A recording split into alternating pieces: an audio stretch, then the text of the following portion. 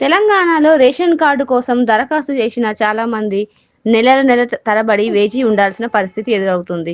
ఈ ఆలస్యానికి పలు కారణాలు ఉన్నాయి. వీటిలో డాక్యుమెంట్ సమస్యలు, వెరిఫికేషన్ ఆలస్యం, టెక్నికల్ గ్లిచ్లు మరియు సమాచార లోపం వంటివి ప్రధానమైనవి. ఈ కథనంలో రేషన్ కార్డు అప్లికేషన్ పెండింగ్‌కు కారణాలు మరియు వాటి పరిష్కరించడానికి తీసుకోవాల్సిన చర్యల గురించి వివరంగా తెలుసుకుందాం. రేషన్ కార్డు అప్లికేషన్ పెండింగ్‌లో ఉండడానికి అనేక సాధారణ కారణాలు ఉన్నాయి. మొదటిది దరఖాస్తుదారులు సమర్పించే డాక్యుమెంట్స్‌లో లోపాలు.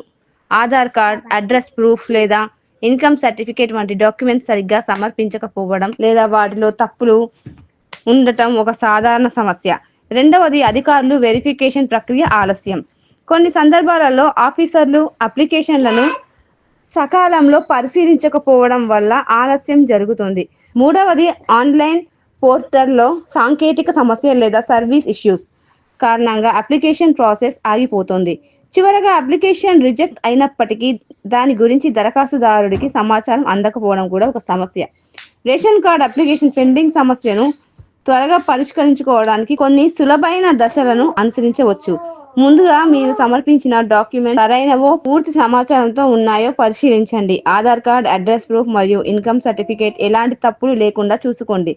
రెండవది మీ అప్లికేషన్ స్టేటస్ గురించి సంబంధిత ఆఫీసర్లతో సంప్రదించండి. అవసరమైతే డాక్యుమెంట్స్ని మళ్ళీ సమర్పించండి. మూడవది తెలంగాణ సివిల్ సప్లై వెబ్సైట్లోని గ్రీవెన్స్ సెక్షన్లో మీ సమస్యలను రిజిస్టర్ చేయండి.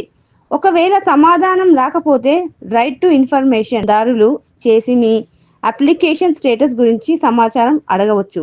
తెలంగాణ ప్రభుత్వం ఈ సమస్యను పరిష్కరించడానికి కొత్త ఆన్లైన్ సిస్టమ్ను ప్రవేశపెట్టింది. దీని ద్వారా అప్లికేషన్లను వేగంగా క్లియర్ చేయడానికి ప్రయత్నిస్తోంది. అదనంగా కొన్ని జిల్లాల్లో స్పెషల్ డ్రైవ్లు కూడా నిర్వహిస్తున్నారు.